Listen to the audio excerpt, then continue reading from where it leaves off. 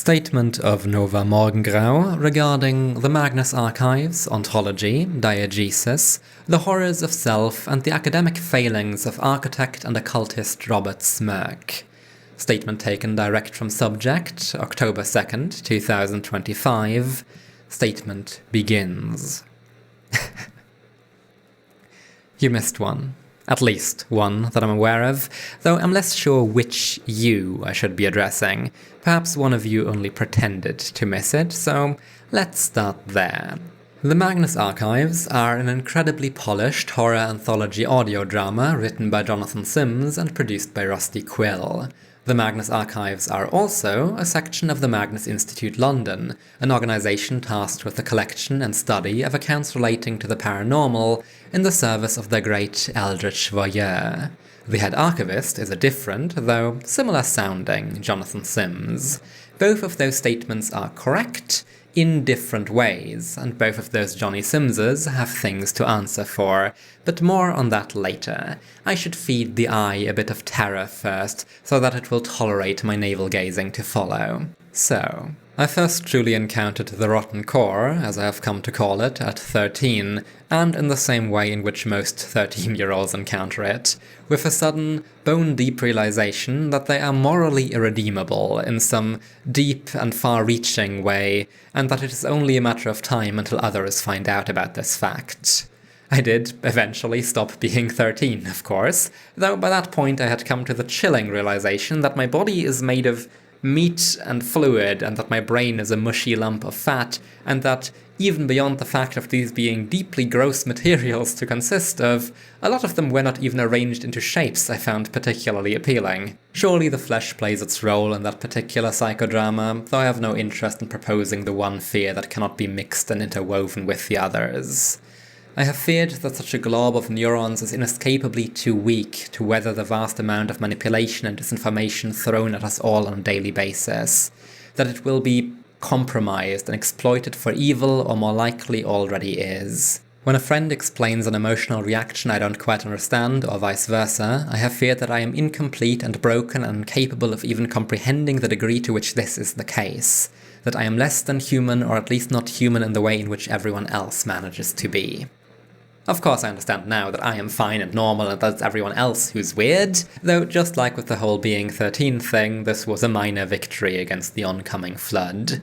I have feared that I am not the type of thing capable of what I need to be capable of, that I am misjudged and unequal to my role, that I am growing strange and unrelatable to my friends and family and at some point old, in a way which isn't worrying for bringing me closer to death, but for rendering me inept and incompatible with what I need and want to be. My grandfather had Alzheimer's, and I am scared. Sometimes more, sometimes less, but always present, of being or becoming irrecoverably wrong. From the Pale King. He tended to conceptualize some ultimate platonic terror as a bird of prey, in whose mere aloft shadow the prey was stricken and paralyzed, trembling as the shadow grew larger and became inevitability. He frequently had this feeling. What if there was something essentially wrong with Claude Sylvanshine that wasn't wrong with other people? What if he was simply ill-suited, the way some are born without limbs or certain organs? The comparative aspect is optional, of course. If the thing that is wrong with you is wrong with everyone else also, then that doesn't exactly make it better. Often it makes it worse, though it at least gives you someone to talk to about it. The rotten core is naturally far larger than my personal experiences with it. It is the terror of inherent wickedness that haunts some religious folks. The pubescent dread of turning into something fundamentally at odds with yourselves of transgender youths, and those most neurotic instances of imposter syndrome, where one fears at each juncture of being unveiled and exposed for the fraud one secretly is. Quite simply, it is a gnawing fear of those inevitabilities apparently spelled out by your own atoms. It is a distrust of oneself, but it is not the spiral. The spiral makes people distrust their perception, but not their essence, not the thing which evaluates those perceptions. Father Burroughs at no point fears that he would commit the sin of cannibalism deliberately. It is only a consideration because he does not know what he is doing. It deals in things being wrong, but it is not the stranger. The stranger is a fear of the familiar being twisted, of things not being what they are. But the core is a fear of the most familiar itself, of things being in precisely that unwanted constellation in which they seem to be. And lastly, it is not the web, whose silken strings may compel one to take actions one does not wish to take, or draw one to situations and places one does not wish to occupy. As with the core, one does not fear being led astray, but not being the type of creature capable of treading the correct path. I can't see a strong argument for any of the other gods. The rotten core fears itself, your own body and your own mind. It is a fear of being the wrong shape of thing, perhaps irreparably, and of the consequences this carries. Of being a burden or liability, perhaps even a danger to your loved ones as a result. A note on ontology. The fears, of course, are like colours. Any subdivision of them is a comprehension aid, not structural but descriptively arbitrary, and there are many things we could set as the base palette. Though we would do John, and by extension Smirk, a disservice to pretend that they are all equally good. I can describe a computer program in terms of subroutines and input-output behaviours.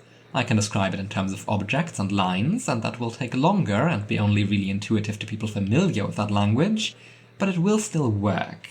I can also describe it in terms of symbols and columns, and that too will not be wrong. It will unambiguously describe the exact same program. It is a valid ontology of what programs are in some sense, but it is not useful. It maps the thing without understanding its shape.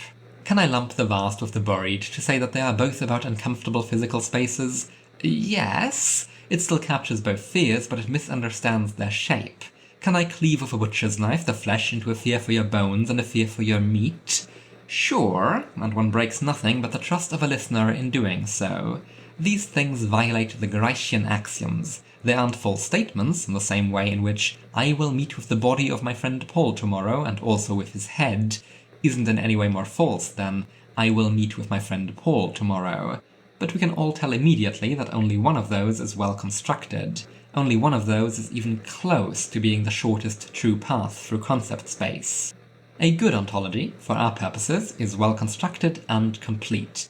It has buckets which are intuitive, even if they aren't the only possible set of intuitive buckets, and anything within the space it seeks to describe can be somewhat easily captured by a combination of them. Smirk's 14 are well constructed, the things they do reach, they reach with ease from elegant building blocks, but they are not complete. I do not think that your archive's favourite ontology can capture the rotten core as a combination of its forces. They have no symbols to speak about it. You cannot get to blue with just yellow, red and green, no matter how vigorously you mix them, and an enthusiast of your research must wonder how and why you failed to notice.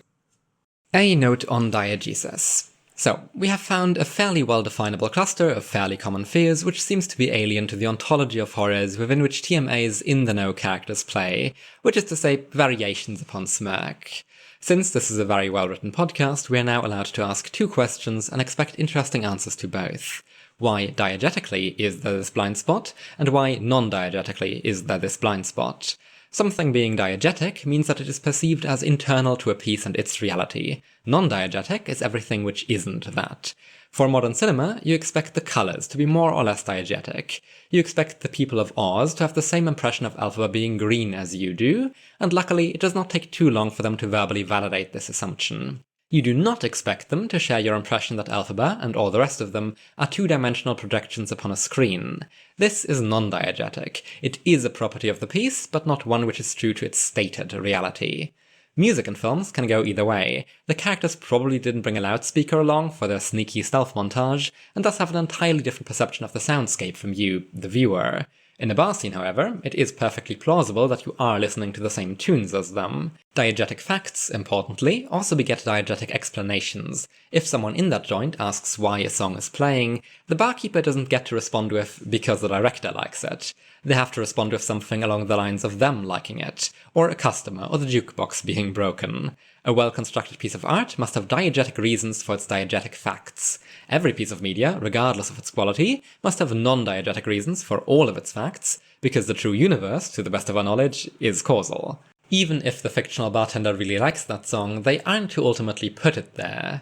Someone on our level of reality must have liked it and given the character their preference as a result, or must have looked at the character and decided that this song would suit them, or must have gotten a sweet deal for the rights. Something like that, something no character is allowed to have vision into.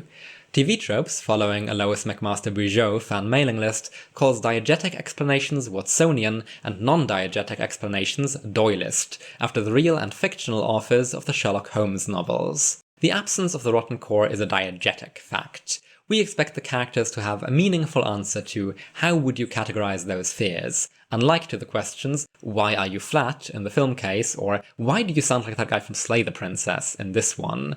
Whatever the answer may be, though, there must still be a non-diegetic explanation for why real-life person Jonathan Sims did not write characters who would have recognized this fact without prompting. First, we need to figure out at which stage the problem even occurs. It is, after all, theoretically feasible that fears of this type simply do not exist in the world of the Magnus archives, that there is no Watsonian explanation necessary for them being missed. They weren't observed because they weren't there. Bosh. It is true that we get very few statements which even bear traces of a proposed 15th fear. Those of Jane Prentice, the man on the stairs, and Tava McHugh get closest, and even in those, it's a firmly secondary characteristic. So much so that we could discard them outright if there wasn't a very compelling example outside and around the statements themselves.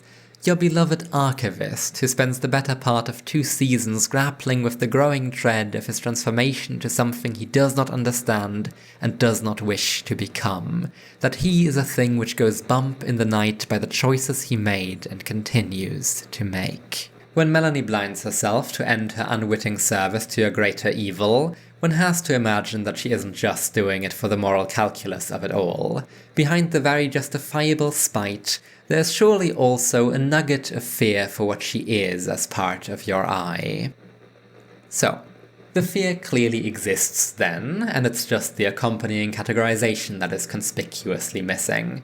Still, from the shape of all these examples, we are given some indication of the selection effects that might be at work in hiding it. All of these specimens are freshly emerging avatars, still too human to have fully given up on their discomfort, but already too monstrous to feign ignorance of what they are.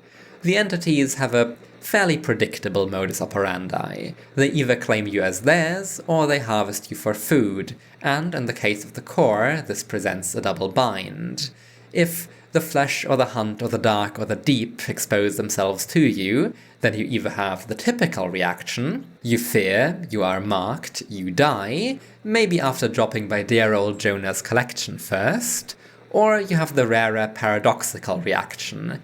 You feel that strange pull that, if you continue to follow it, at some point leads to you becoming an instrument by which to extract fear from others, a utensil in a food metaphor. If you are the former, then the fear remains external, and there is no need to fret for your soul. If you are the latter, then, well, it has already been demonstrated that your discomfort is not all that difficult to overcome, and the longer you serve, the more it will atrophy. You are unlikely to go to the archives and put your woes to tape or paper in the brief sliver of time before you have fully made your decision, to either give in to the darkness that lurks inside and lose all interest in aiding the eye, or to pull away while there is still some doubt left amidst your sinew, in which case the entity in question is rather unlikely to forgive your lack of dedication.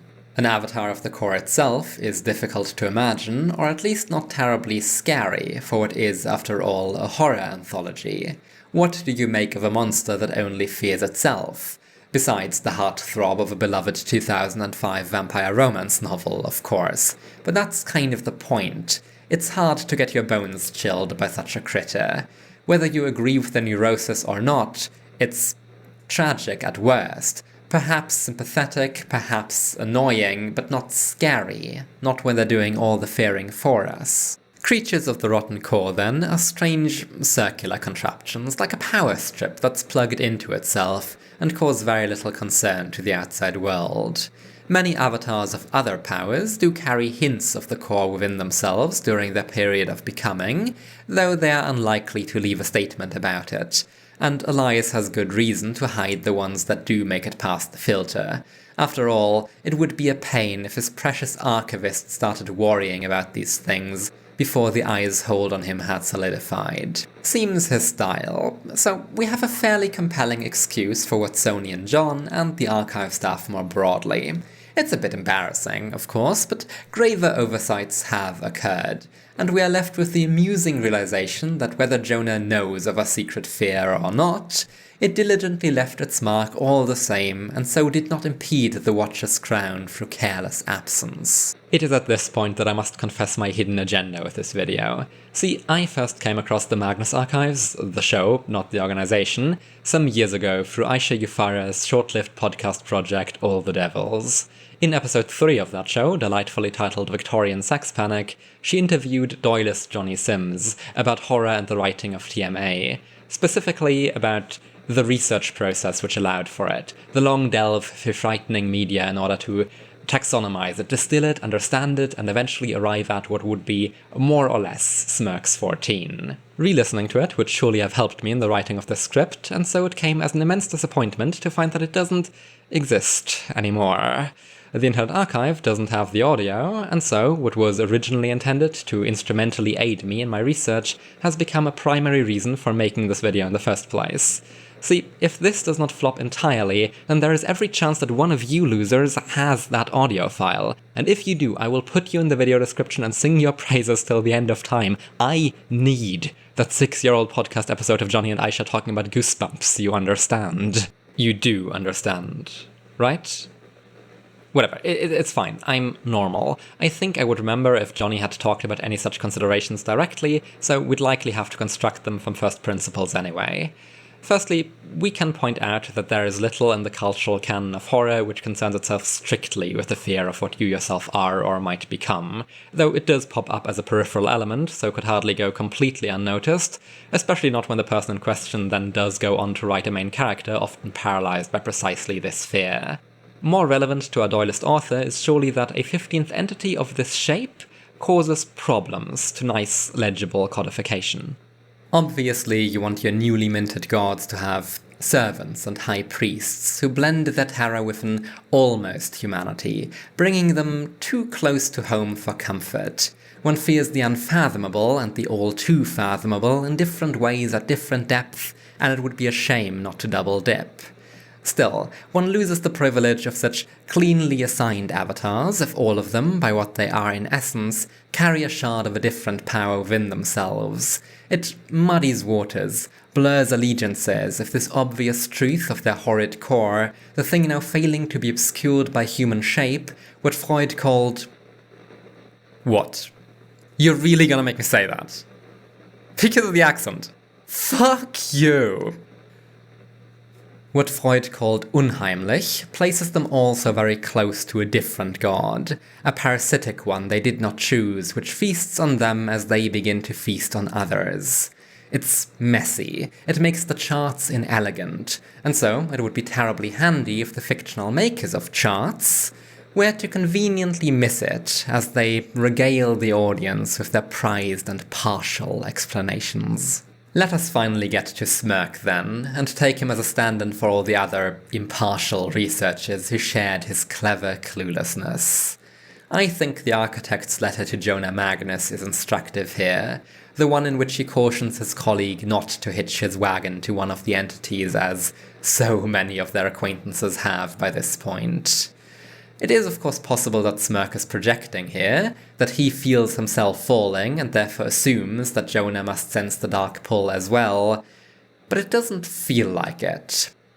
Smirk here reads like a young Leitner, intellectually aware that the powers claim everyone else who gets too close to the flame, but unduly certain that he, personally, is cautious enough. That he is the universe's most special little boy who will persevere through just the right geometry of space. It is other people who need to be cautioned, other people who might turn into something dreadful. It is oddly close to the way some statement givers seem to view the slaughter, an entity which claims whole packs of servants it calls armies. Comparatively weak, comparatively human horrors, though that's part of what makes the slaughter scary, that at the whim of distant actors it can turn a neighbor into something terrifying, that with the promise of turning boys into men, it turns children into meat, or monsters, or both, in quick succession. By raw numbers, it turns more ordinary strangers into its rightly feared terrors than the other dread powers combined, though in those stories we are told, the soldiers never fear what the war might make of them. Not primarily. They fear what the war has made of others, and what those others might make of them. You could tell the other story, but Magnus does not. Again, perhaps Elias is simply keeping these statements from John's prying eyes, or perhaps, upon the battlefield, losing your humanity is simply too much of a relief to be truly feared. Whatever the case, the historical Smirk seems to have done a good job avoiding war, though conflict with France was of course brewing hot in his time. I can't help but feel that these things are connected. The fact that he did not end up falling to any particular power is not to be counted as a victory. An indecisive pawn is still a pawn, and he aided all of them while standing acutely implicated in Jonah's ascent. Like Leitner, he was a myopic, pointless man, hopelessly tangled and woven into stratagems beyond his ken. All of TMA's wannabe sages share this quality by design. Only the hopelessly deluded, who do not fear their own falling as a distinct possibility, would get this close to the powers on purpose. Those who fear their becoming pull away and likely die, while those who welcome it grow into monsters of their own. Only those select few who think themselves protected by wisdom, who see themselves so much above it all as to continue to experiment and toy without care, would write their demonologies. The Watsonian reason for there not being a rotten core amidst these 14 is that Smirk was a blind fool, like Leitner, and that Elias would have done well to keep statements of the core away from his archivists, so that they do not begin to suspect that there is an abyss on the other side of the tape recorder, staring back until they are ready. Do you like the set? I lived here for a year. Well, not in the basement, but, the basement gives you an idea of the space. I have been Oro. I write and do other things on ouroboros.cafe. I have more videos on this channel, and depending on when I get around to editing this, I may have already written for a horror video game of my friend Distracted MOSFETs. So that's possibly out already and probably really cool. Don't know, haven't written it yet, but it's probably quite good. Might see you soon. Bye.